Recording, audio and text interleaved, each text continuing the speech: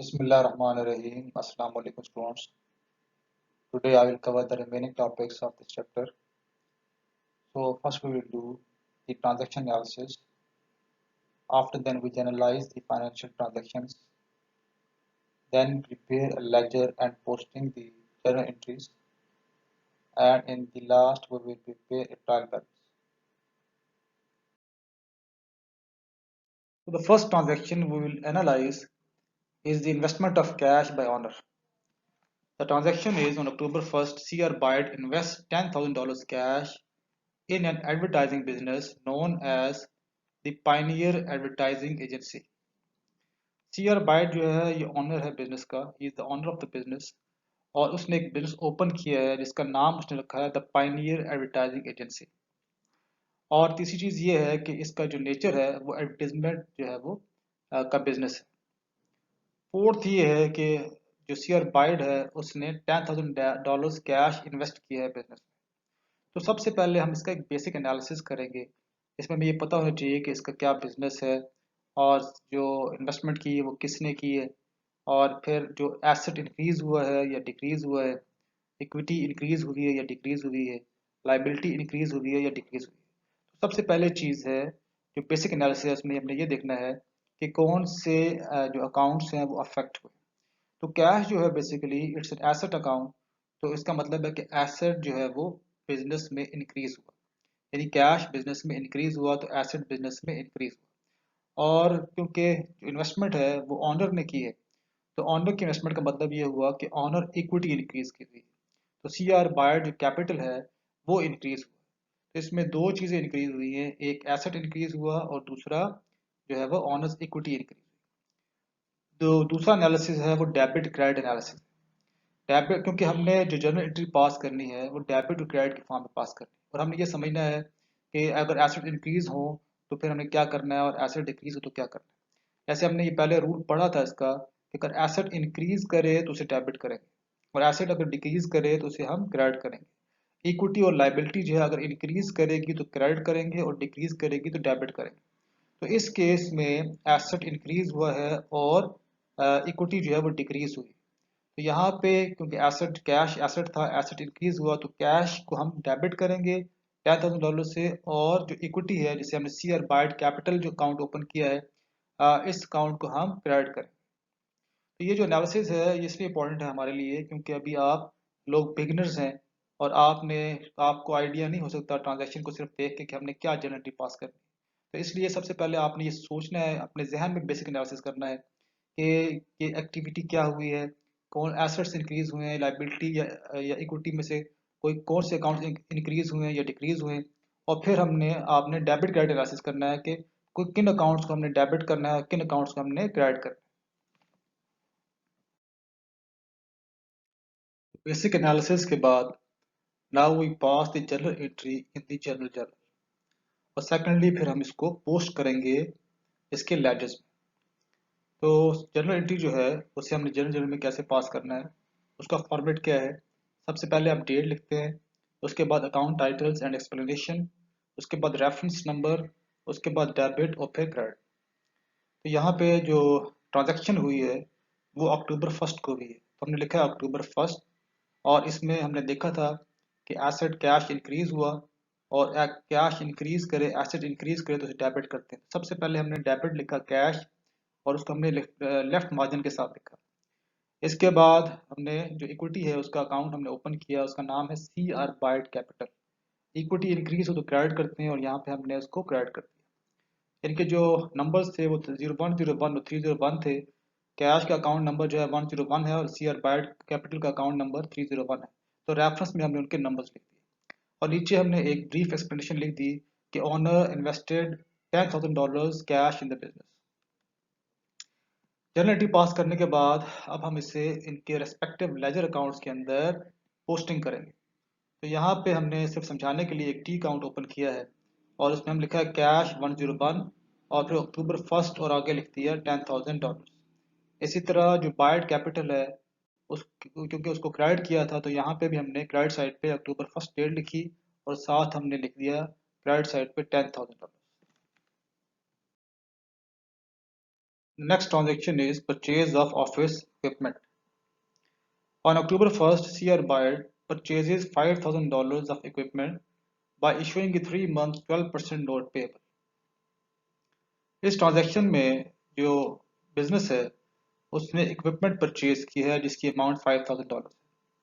सबसे पहले हम इसका बेसिक एनालिसिस करेंगे जिसमें हमें ये देखा है कि जो ऑफिस इक्विपमेंट है वो इस बिजनेस का एसेट है और एसेट जो है वो $5,000 से इंक्रीज हो गया। तो the asset office equipment is increase bye $5,000। अब दूसरी चीज़ हमने ये देखनी है वो ये देखनी है कि जो $5,000 का इक्विपमेंट है इसके अगेंस्ट हमने पेमेंट की है या नहीं की। तो यहाँ पे एक नोट पेबल इशू हुआ है 12% का और जिसकी जो लाइफ है वो 3 मंथ्स यानी मेच्योरिटी पीरियड जो है वो 3 मंथ है। इसका मतलब है कि हमने 3 मंथ्स में ये पेमेंट करनी है। तो इसका मतलब यह हुआ कि लाइबिलिटी इंक्रीज कर गई और हमने कैश पेमेंट नहीं की। तो एक तरफ ऑफिस इक्विपमेंट इंक्रीज कर गया यानी एसेट इंक्रीज कर गया और दूसरी तरफ नोट पेबल जो कि एक लाइबिलिटी है वो इंक्रीज कर गई बाय $5,000। डेबिट कार्ड एनालिसिस में हम क्या करेंगे क्योंकि एसेट इंक्रीज कर जाए तो उसे डेबिट कर देते हैं और अगर लाइबिलिटी इंक्रीज करे तो उसे हम क्रेडिट कर देंगे। इसका मतलब है कि हम ऑफिस इक्विपमेंट को डेबिट कर देंगे 5,000 से और नोट्स पेबल को क्रेडिट कर देंगे $5,000। अब इस ट्रांजैक्शन की हमने जर्नल एंट्री पास की है और ये ट्रांजैक्शन जो है अक्टूबर 1 को हुई जिसमें ऑफिस इक्विपमेंट को हमने डेबिट कर दिया क्योंकि ऑफिस इक्विपमेंट इंक्रीज कर गया बिजनेस में और दूसरी तरफ लाइबिलिटी इंक्रीज कर गई है तो हमने नोट्स पेएबल को क्रेडिट कर दिया $5,000 और नीचे एक ब्रीफ एक्सप्लेनेशन दे दी कि issued 3 month 12% note payable for office equipment. Second step में हमने क्या करना है जब भी हम जर्नल एंट्री पास करेंगे सेकंड स्टेप ये है कि हम उसको फिर पोस्ट करेंगे लेजर के अंदर। तो ऑफिस इक्विपमेंट का हमने एक लेजर ओपन किया जिसका अकाउंट नंबर है 157। इसी तरह जो नोट्स पेबल है उसका जो अकाउंट नंबर है वो है 200। तो हमने अक्टूबर 1 को जो ऑफिस इक्विपमेंट है उसको डेबिट किया था तो लेजर में भी उसको डेबिट साइड पर लिख देंगे। इसी तरह जो नोट्स पेबल है उसको हमने क्रेडिट किया था तो लेजर में भी जहाँ पोस्ट करेंगे वो क्रेडिट साइड होगी और रेफरेंस में हमने उन दोनों अकाउंट के जो नंबर्स थे वो हमने यहाँ पे जनरल जर्नल के अंदर लिख दिए यानी 157 और 200। Receipt of cash for future services. On October 2, a $1,200 cash advance is received from a client for advertising services expected to be completed by December 31st. इस ट्रांजैक्शन में जो है वो बिजनेस है उसने $1,200 कैश एडवांस रिसीव किया है client से और अभी उसने सर्विसेज प्रोवाइड नहीं की हैं बल्कि ये सर्विसेज जो है वो कंप्लीट होंगी बाय December 31st। तो उस सर्विसेज प्रोवाइड करना जो है एडवर्टाइजिंग सर्विसेज प्रोवाइड करना उस बिजनेस का सोर्स ऑफ रेवेन्यू है यानी इससे वो रेवेन्यू अर्न करेगा। जो बेसिक एनालिसिस है इसमें हम क्या लिखेंगे कि हमारा हमने उससे कैश रिसीव किया है तो कैश हमारा एसेट है और एसेट जो है वो इनक्रीज कर जाएगा। दूसरी चीज़ ये है कि जो रेवेन्यू है या जो फी जिसे हमने फी की फॉर्म में हम उसे फी का नाम दे रहे हैं उन रेवेन्यूज को तो वो अभी हमने अर्न नहीं की क्योंकि अभी हमने सर्विसेज प्रोवाइड नहीं की। जब हम सर्विसेज प्रोवाइड कर लेंगे तो फिर वो अर्न हो जाएंगे।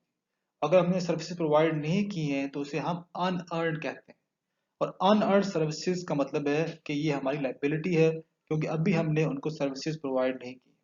जब हम सर्विसेज प्रोवाइड कर लेंगे तो ये अनअर्नड फी जो है ये कन्वर्ट हो जाएगी अर्नड रेवेन्यू में। तो यहाँ पे हमने लिखा है कि asset cash is increase by $1,200, liability unearned fee is increase by $1,200, services has not been rendered yet, अभी तक हमने उनको कोई सर्विस नहीं दी।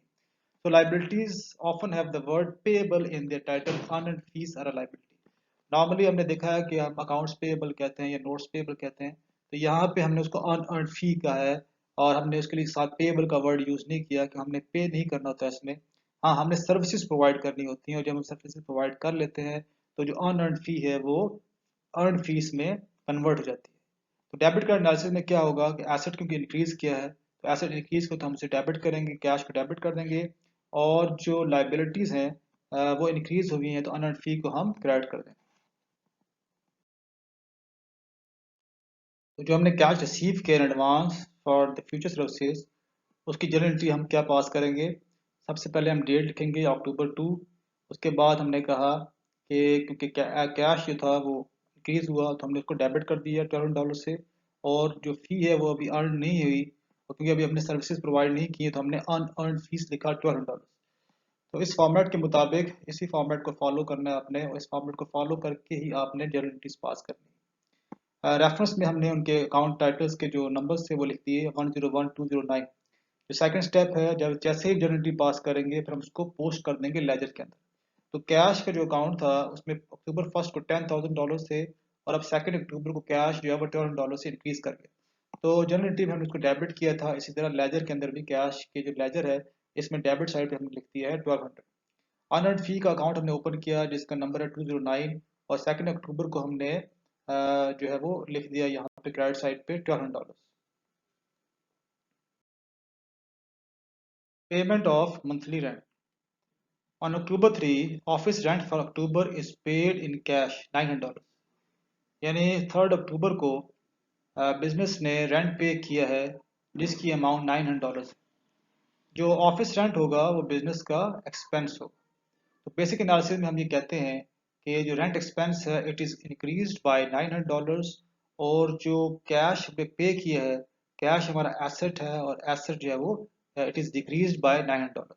अगर डेबिट का एनालिसिस करें तो जो एक्सपेंस है वो इक्विटी को डिक्रीज करता है, इसलिए हम रेंट एक्सपेंस को डेबिट करेंगे। तो हमने यहाँ पे रेंट एक्सपेंस को डेबिट करेंगे, और जो हमने एसेट यानी कैश हमने जो पे किया है, अगर कैश डिक्रीज करे एसेट डिक्रीज करे तो उसे हम क्रेडिट करते हैं। तो इसका मतलब है रेंट एक्सपेंस को हम डेबिट करेंगे 900 से, और कैश के अकाउंट को क्रेडिट कर देंगे $900 से। इस ट्रांजैक्शन की अब हमने जर्नल एंट्री पास की। डेट में हमने लिखा कि October 3, उसके बाद हमने लिखा रेंट एक्सपेंस को हमने डेबिट किया और कैश को हमने क्रेडिट कर दिया। रेंट एक्सपेंस को 900 से डेबिट किया और कैश को $900 से क्रेडिट कर दिया, और उसके बाद हमने उसको पोस्ट कर दिया है उसके लेजर्स के अंदर। तो रेंट एक्सपेंस की डेबिट साइड पे हमने लिख दिया 900, और कैश की क्रेडिट साइड के ऊपर हमने लिख दिया है $900। Payment for insurance On October 4, $600 paid 1 year insurance policy expires next year on September 30। इसमें हमने एक इंश्योरेंस पॉलिसी परचेज की है जिसकी जो लाइफ है वो 1 साल है, और वो एक्सपायर हो जाएगी ऑन September 30 नेक्स्ट ईयर, यानी अगले साल की September 30 को। और ये हमने परचेज की है October 4 को। ये October 4 को हमने एक इंश्योरेंस पॉलिसी परचेज की जिसकी प्राइस बनती है $600, और जिसकी जो मेच्योरिटी है वो 1 ईयर है। इंश्योरेंस किसी बिजनेस का जो है वो एक्सपेंस होता है, लेकिन ये एक्सपेंस तब बनता है जब हम वो सर्विसेज यूटिलाइज करते रहते हैं। तो जब हम उसको, जैसे अभी इस केस में हमने इंश्योरेंस परचेज की है, अभी हमने सर्विसेज नहीं ली। तो अगर हमने सर्विसेज ना ली हो और हमने पेमेंट कर दी हो इन एडवांस तो उससे प्री पेमेंट कहते हैं, और इस यहाँ पे हम यूज करेंगे प्री पेड इंश्योरेंस। यानी हमने इंश्योरेंस अभी यूज तो नहीं की लेकिन हमने उसके अगेंस्ट पहले से पेमेंट कर दी, तो उसे है प्री पेड इंश्योरेंस कहलाएगी। और जो प्रीपेड इंश्योरेंस है वो बिजनेस का एसेट कहलाती है, और जैसे जैसे ये एक्सपायर होती जाएगी हम इसको सिस्टमेटिकली कन्वर्ट करते रहेंगे एक्सपेंस में। फॉर एग्जाम्पल अगर हमने मंथली अकाउंट्स प्रिपेयर करने हैं तो और हर मंथ के एंड पे हमने एंट्रीज जो है वो एडजस्टिंग एंट्रीज पास करनी है, तो फिर मंथ के एंड के ऊपर हम लिखेंगे insurance expense debit pre insurance credit. वैसे इस केस में अगर ये $600 है, अगर इसको 12 पे डिवाइड कर दें तो ये पर मंथ जो इंश्योरेंस एक्सपेंस बनता है वो 50 बनता है।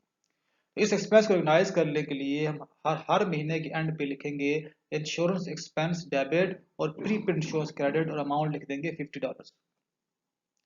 लेकिन क्योंकि इस केस में अभी एक्सपेंस में कन्वर्ट नहीं हुआ है और हमने प्री पेमेंट की है, तो ये हम इंश्योरेंस जो है ये हमारा एसेट कहलाएगी, हम लिखेंगे प्री पेड इंश्योरेंस। तो बेसिक एनालिसिस में हमने लिखा कि asset pre paid insurance increases by $600, और दूसरी तरफ हमने क्योंकि पेमेंट की है, कैश पे किया है, तो कैश जो है it is decreased bye $600। Debit card analysis अगर हम देखें तो हम क्या लिख कहेंगे कि एक तरफ एसेट इंक्रीज हुआ और दूसरी तरफ एसेट डिक्रीज हुआ। तो जो प्रीपेड इंश्योरेंस है ये इंक्रीज हुई है तो हम उस अकाउंट को डेबिट कर दें, और कैश जो एसेट था वो डिक्रीज हुआ है तो हम यहाँ पे कैश के अकाउंट को क्रेडिट कर दें। तो इस ट्रांजेक्शन में जो दोनों अकाउंट्स अफेक्ट हो रहे हैं वो एसेट के ही अकाउंट्स अफेक्ट हो रहे हैं। So the journal entry for the payment of insurance would be, we debit the prepaid insurance account and credit the cash account. यहाँ सबसे पहले डेट लिखने हम लिखेंगे October 4, और फिर हमने प्रीपेड इंश्योरेंस को डेबिट किया और कैश को क्रेडिट कर दिया। एक्सप्रेशन में लिख दिया कि paid 1 year policy effective date October 1, और फिर उसके बाद हमने उसको पोस्ट कर दिया। यहाँ पे सबसे पहले हमने कैश में पोस्ट किया, तो कैश में हमने October 4 लिखा क्रेडिट साइड पे और $600 लिख दिए।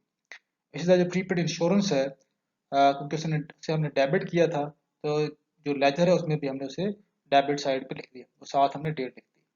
इन दोनों के अकाउंट नंबर 101 और 130 है। तो प्रीपेड इंश्योरेंस के आगे रेफरेंस में हम लिख दिया 130 और कैश में लिख दिया रेफरेंस में 101। Purchase of supplies on credit. On October 5, an estimated 3-month supply of advertising materials is purchased on account from Aero Supply for $2,500. तो इसमें सप्लाईज इंक्रीज हुई है, एडवर्टाइजिंग सप्लाईज जो हैं, और वो उसकी जो अमाउंट है वो है $2,500। जो एडवर्टाइजिंग सप्लाईज हैं ये बिजनेस का एसेट होती है, और हमने उसके अगेंस्ट क्या हमने कोई पेमेंट की है, तो हम ये देखते हैं कि हमने कोई पेमेंट नहीं की। ऑन अकाउंट का मतलब है कि हमने जो परचेज किया है वो क्रेडिट के ऊपर परचेज किया है, तो लाइबिलिटी अकाउंट जो है वो इंक्रीज कर जाएगा बाय $2,500। डेबिट कार्ड एनालिसिस में अगर हम देखेंगे, तो क्योंकि यहाँ पे एसेट इंक्रीज हुआ है तो उसे हम डेबिट कर देंगे, और अगर उसके दूसरी तरफ लाइबिलिटी इंक्रीज हुई है तो हम लाइबिलिटी को क्रेडिट कर देंगे। इसकी जनरलिटी हो जाएगी एडवर्टाइजिंग सप्लाईज डेबिट और अकाउंट्स पेएबल क्रेडिट, और डेट हम लिखी है October 5। इसके बाद हमने इसको पोस्ट किया है लेजर्स में, तो एडवर्टाइजिंग सप्लाईज का अकाउंट ओपन किया, उसके जो डेबिट साइड है वहाँ पे लिख दिया 2,500। इसी तरह अकाउंट्स पेएबल के जो क्रेडिट साइड है वहाँ पे हम लिख दिया 2,500। Hiring of employees. On October 9, hire 4 employees to begin work on October 15. Each employee is to receive a weekly salary of $500 for a 5-day work week, payable every 2 weeks. First payment made on October 26. तो जब हम इसका basic analysis करेंगे तो हमें ये समझ में आती है कि ये इसमें कोई फाइनेंशियल जो है वो ट्रांजैक्शन अभी अकर नहीं। A business transaction has not occurred, only an agreement between the employer and the employees to enter into a business transaction beginning on October 15। ठीक है, तो ये 15 अक्टूबर को स्टार्ट हो गया होगा काम। तो अभी यहाँ पे हम उसमें कोई भी जो एंट्री वो रिकॉर्ड नहीं करेंगे, क्योंकि it is just an agreement, और जब एग्रीमेंट सिर्फ हो और अभी वो एग्जीक्यूट ना हुआ हो तो हम उसको रिकॉर्ड नहीं करते। तो इस केस में ये एग्रीमेंट है between the employer and the employee, और ये 15 अक्टूबर से जो है वहाँ से ये इनकी सर जो है वो एम्प्लॉयज़ जो है वो सर्विसेज प्रोवाइड करेंगे। तो फिर हम उसको जब वो सर्विसेज प्रोवाइड करेंगे और जब अमाउंट ड्यू होगी तो फिर हम उसको रिकॉर्ड करेंगे। अभी हम कोई एंट्री रिकॉर्ड नहीं करेंगे।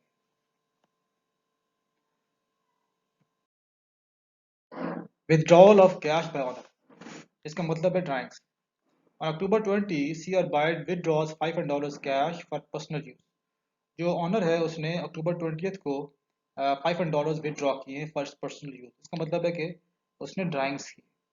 तो अगर ड्राइंग्स हो तो ड्राइंग्स इक्विटी को डिक्रीज करती हैं, इसीलिए हम ड्राइंग्स को डेबिट करते हैं। तो यहाँ पे जो है वो ऑनर की ड्राइंग्स वो इंक्रीज हो रही हैं, और दूसरी तरफ एसेट यानी कैश जो है वो डिक्रीज हो रहा है। तो डेबिट का एनालिसिस में लिखेंगे कि डेबिट हम क्या किसको करेंगे, हम डेबिट कर देंगे CR बाइट की ड्राइंग्स अकाउंट को, और क्रेडिट कर देंगे हम कैश। तो जनरलिटी बन जाएगी CR बाइट ड्राइंग्स डेबिट और कैश जो है वो क्रेडिट, और एक्सप्रेशन में लिख दिया withdrew cash for personal use. तो October 20 हमने डेट लिख दी। तो ड्राइंग्स जो होती हैं, जब ड्राइंग्स करेंगे तो हम उससे डेबिट करेंगे, और एसेट अगर डिक्रीज होगा तो उसे हम क्रेडिट कर देंगे। इस तरह हम उसको फिर पोस्ट कर देंगे उसके लेजर में। तो कैश में हमने जो अकाउंट हमारा कैश का चल रहा है उसी में जाके अगेन हम उसको पोस्ट कर देंगे। ये याद रखना है आपने कि हर दफा कैश का नया अकाउंट ओपन नहीं होगा, बल्कि जो अकाउंट आपने ओपन किया था, जो लेजर आप प्रिपेयर कर रहे हैं, उसी में जाके आप जो भी ट्रांजैक्शन होगी वहीं पे जाके आप उसको पोस्ट करेंगे। तो October 20 को अब हमने $500 कैश जो है वो उसको क्रेडिट कर दिया। इसी तरह जो ड्राइंग्स है उसके जो लेजर में जाके हमने डेबिट साइड पे October 20 को $500 जो है वो पोस्ट कर दिया। Payment of salaries. On October 26, employees' salaries of $4,000 are owed and paid in cash. अब 26 अक्टूबर को जो एम्प्लॉयज़ थे उनकी सैलरी ड्यू थी और बिजनेस ने वो जो सैलरी है उसको पे कर दिया इन कैश। तो सैलरीज जो होती हैं वो बिजनेस का एक्सपेंस होती है, तो एक्सपेंस अकाउंट जो है वो इंक्रीज कर जाएगा। और दूसरी तरफ आप क्योंकि एसेट पे कर रहे हैं यानी कैश पे कर रहे हैं तो आपका एसेट जो है वो डिक्रीज कर जाएगा। तो इसका ये बेसिक एनालिसिस हो जाएगा। और डेबिट का एनालिसिस में क्या होगा कि सैलरीज जो एक्सपेंस है उसको हम डेबिट कर देंगे और एसेट अकाउंट यानी कैश का जो अकाउंट है उसको हम क्रेडिट कर देंगे। इसकी जो हम जर्नल एंट्री पास करेंगे उसमें हम सैलरीज एक्सपेंस को डेबिट और कैश के अकाउंट को हम क्रेडिट कर देंगे। तो यहाँ पे हमने सैलरी एक्सपेंस को 4000 के साथ डेबिट कर दिया और कैश को हमने 4000 के साथ क्रेडिट कर दिया। और फिर हमने इसको पोस्ट कर दिया, कैश में हमने क्रेडिट साइड पे लिख दिया $4000 और अक्टूबर जो है वो डेट हमने डाल दी 26। इसका सैलरी एक्सपेंस जो है उसके डेबिट साइड पे हमने लिख दिया 4000 और हमने डेट लिख दी अक्टूबर 26। Receipt of cash for fees earned. On October 31st, received $10,000 in cash from Copa Company for advertising services rendered in October. 31 अक्टूबर को जो बिजनेस है उसने $10,000 कैश रिसीव किए हैं जो सर्विसेज उन्होंने प्रोवाइड की थी कोपा कंपनी को अक्टूबर में। तो उसके अगेंस्ट उन्होंने जो है वो कैश रिसीव किया। इसका मतलब है कि जो बिजनेस है उसने ये सर्विसेज के अगेंस्ट रेवेन्यू अर्न कर लिया।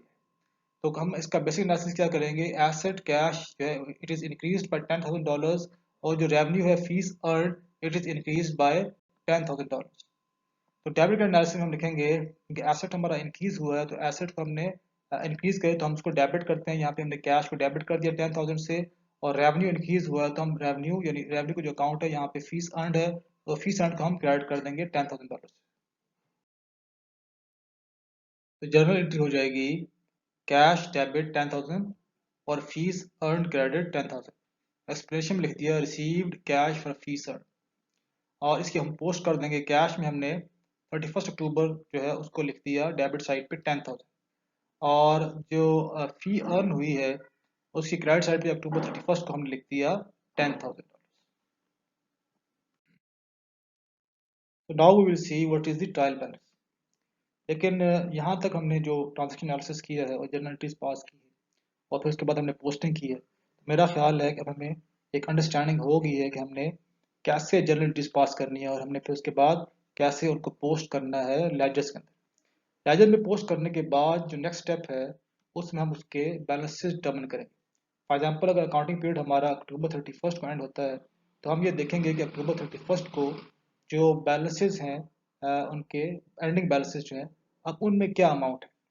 उन एंडिंग बैलेंसेस की हम जब लिस्ट डाउन कर दें और हम उसको जो डेबिट है उसको डेबिट में लिखते हैं और जो क्रेडिट है उसको क्रेडिट में लिखते हैं उसको हम बेसिकली ट्राई बैलेंस कहते हैं। तो जो ट्राई बैलेंस है द ट्राई बैलेंस जो है it's a list of accounts and their balances at a given time. यानी एक सर्टेन पॉइंट ऑफ टाइम के ऊपर जो नंबर ऑफ अकाउंट्स हैं आपके और उनके जो बैलेंसेस हैं अगर आप उनको लिस्ट डाउन कर दें और आप उसको डेबिट और क्रेडिट की फॉर्म में और जो डेबिट हुआ उसको डेबिट में लिखते हैं और जो क्रेडिट है उसको क्रेडिट में लिखते हैं उसकी अमाउंट और एट द एंड आप उन दोनों डेबिट्स की अमाउंट्स को टोटल करें और क्रेडिट के अमाउंट्स को टोटल करें तो दोनों साइड्स इक्वल होनी चाहिए। So the primary purpose of a trial balance is to prove debits is equal to credits after posting. यानी हम उसका ट्रायल करते हैं, हम हम उनके जो बैलेंसेज है उनका ट्रायल करते हैं, उनको चेक करते हैं कि जो हमने डेबिट्स जो पोस्टिंग हमने की थी डेबिट्स में और क्रेडिट्स में क्या ये दोनों साइड्स इक्वल हैं या नहीं। तो ट्रायल बैलेंस बेसिकली एक प्रूफ है डेबिट्स और क्रेडिट्स का कि दोनों साइड्स इक्वल हैं या नहीं। If debits and credits do not agree, the trial balance can be used to uncover errors in generalizing and posting। यानी अगर दोनों साइड्स इक्वल नहीं है, आपने उनके बैलेंसेस को चेक किया है तो अगर दोनों साइड इक्वल नहीं है तो इसका मतलब हमसे कहीं पे कोई मिस्टेक हुई है। तो फिर हम जाके उसको जनरलाइजिंग में या पोस्टिंग में चेक करेंगे कि हमने कहाँ पे मिस्टेक की है। तो ट्रायल बैलेंस बेसिकली जो है वो हमें एक फैसिलिटेट करता है, ये हेल्प आउट करता है ये चेक करने के लिए कि हमने जो डेबिट्स और जो क्रेडिट्स हैं वो हमने सही किए हैं या नहीं किए। So what are the steps in preparing the trial balance? So there are three steps in preparing the trial balance. First step is list the account debtors and balances। पहला स्टेप ये है कि हमने जो पोस्टिंग की थी, अब तमाम अकाउंट टाइटल्स यानी cash, account receivables, land, building, machinery, equipment, accounts payable, notes payable, drawings, revenues, expenses, capital, यानी जितने भी अकाउंट्स हैं और उनके जो हमने बैलेंसेस डिटर्मिन किए हैं, अब उसको हम लिस्ट डाउन करेंगे और हम उसके एक और कॉलम बनाएंगे जिसमें डेबिट लिखेंगे और फिर एक और कॉलम बनाएंगे जिसमें क्रेडिट लिखेंगे। तो जो डेबिट बैलेंसेस होंगे वो डेबिट साइड पर लिखेंगे और जो क्रेडिट बैलेंसेस होंगे वो क्रेडिट साइड पर लिखेंगे। इसके बाद सेकंड स्टेप है, अब हम उनको टोटल करेंगे, यानी डेबिट साइड को टोटल करेंगे और क्रेडिट कॉलम से उनको हम टोटल करेंगे। और थर्ड स्टेप में हम प्रूव करेंगे equality of the two column, यानी दोनों साइड्स यानी डेबिट और क्रेडिट जो है, जो ऐड करने के बाद जो वैल्यूज आई हैं दोनों वैल्यूज डेबिट्स की और क्रेडिट्स की इक्वल होनी चाहिए। तो हम ये कहेंगे कि बैलेंसेस जो है वो ट्रायल हो चुके हैं, यानी इक्वल जो बैलेंसेस है वो इक्वल है, यानी डेबिट्स इक्वल है क्रेडिट कॉलम्स की। और अगर ये इक्वल नहीं है तो फिर there is some kind of mistake, हमने कोई मिस्टेक की है और हम उस एरर को जाके चेक करेंगे एनालाइजिंग में और पोस्टिंग में कि हमने कहाँ पे मिस्टेक की। ये आपको एक फॉर्मेट नजर आ रहा है ट्रायल बैलेंस का। सबसे पहले हम लिखेंगे कंपनी का नाम, जैसे यहाँ लिखा पाइनियर एडवर्टाइजिंग एजेंसी। उसके बाद हम क्या स्टेटमेंट बना रहे हैं, हम लिखेंगे ट्रायल बैलेंस बना रहे हैं। उसके बाद लिखेंगे पॉइंट ऑफ टाइम, ये पीरियड ऑफ टाइम, तो ये पॉइंट ऑफ टाइम की मध्य हम लिखते हैं अक्टूबर 31 2000 फॉर एग्जाम्पल 5। इसके बाद हमने डेबिट लिखा और क्रेडिट लिखा। सबसे पहले हम लिखते हैं एसेट्स, जितने एसेट्स होते हैं, यानी सबसे पहले हम लिखा कैश, फिर एडवर्टाइजिंग सप्लाईज, फिर पी बिड इंश्योरेंस, फिर ऑफिस इक्विपमेंट। उसके बाद हम लिखते हैं लाइबिलिटीज, जितनी भी लाइबिलिटीज होगी, नोट्स पेबल, जैसे यहाँ पे नोट्स पेबल, फिर अकाउंट्स पेबल, फिर अनअर्न्ड फी। ठीक है, ये तीनों क्या है, ये तीनों लाइबिलिटीज। लाइबिलिटीज लिखने के बाद फिर हम लिखते हैं कैपिटल, यानी इक्विटी लिखते हैं, फिर कैपिटल आ गया सी आर बायड कैपिटल। उसके बाद हम ड्राइंग्स लिखते हैं, सी आर बायड ड्राइंग्स। उसके बाद हम रेवेन्यूज लिखते हैं, यहाँ पे लिखा हमने फीस अर्न। उसके बाद जितने एक्सपेंसेस होंगे हम वो लिखेंगे, सैलरी एक्सपेंस, यहाँ पे रेंट एक्सपेंस लिखा है। इसके बाद और जिनके अमाउंट्स हैं, जो डेबिट अमाउंट्स हैं वो डेबिट साइड पे लिख दिए, जो क्रेडिट अमाउंट्स है वो क्रेडिट साइड पे लिख दिए। फिर दोनों का टोटल किया तो यहाँ पे डेबिट का आ गया 28,700 और क्रेडिट साइड पे आ गया 28,700। इसका मतलब है कि डेबिट जो है वो इक्वल है क्रेडिट साइड के। इसमें आपने इस फॉर्मेट का ध्यान रखना है, ये याद रखना है, मैं दोबारा से बता रहा हूँ कि सबसे पहले हम एसेट्स लिखते हैं। जब ट्रायल बैलेंस बनाते हैं तो सबसे पहले जो पहली चीज़ है वो है एसेट अकाउंट्स। तो सबसे पहले हम लिखते हैं एसेट्स। एसेट्स जब खत्म हो जाएं उसके बाद हम लिखते हैं लाइबिलिटीज, जितनी भी लाइबिलिटीज है, जैसे इस केस में तीन थी, नोट्स, अकाउंट्स और अनअर्न्ड फीस। तो उसके बाद हम लाइबिलिटीज लिखते हैं। पहले एसेट्स लिखते हैं, फिर लाइबिलिटीज लिखते हैं, उसके बाद इक्विटी लिखते हैं। तो इस केस में इक्विटी है सी आर बायड कैपिटल। तीसरी चीज, फोर्थ क्या है, हम लिखते हैं ड्राइंग्स। तो यहाँ पे लिखा C R by drawings. Drawing लिखने के बाद हम लिखते हैं रेवेन्यूज, जितने भी रेवेन्यूज थे, इस केस में फीस अर्न एक रेवेन्यू है तो हम लिखा फीस अर्न। लास्ट में फिर जितने एक्सपेंसेस हम लिखेंगे, सैलरीज एक्सपेंस है, यहाँ पे रेंट एक्सपेंस, तो यहाँ पे हम लिखा सैलरीज रेंट एक्सपेंस। तो जितने भी एक्सपेंसेस होंगे उसके बाद आप उनको लिस्ट आउट करेंगे और इनकी अमाउंट जो डेबिट है, जो हमारे पास डेबिट बैलेंस होगा उसको डेबिट में लिखेंगे और जो क्रेडिट बैलेंस होगा उसको हम क्रेडिट साइड पे लिखेंगे। उसके बाद हम इनको दोनों साइड्स को ऐड करेंगे और चेक करेंगे कि दोनों साइड्स इक्वल हैं या नहीं। Limitations of a trial balance.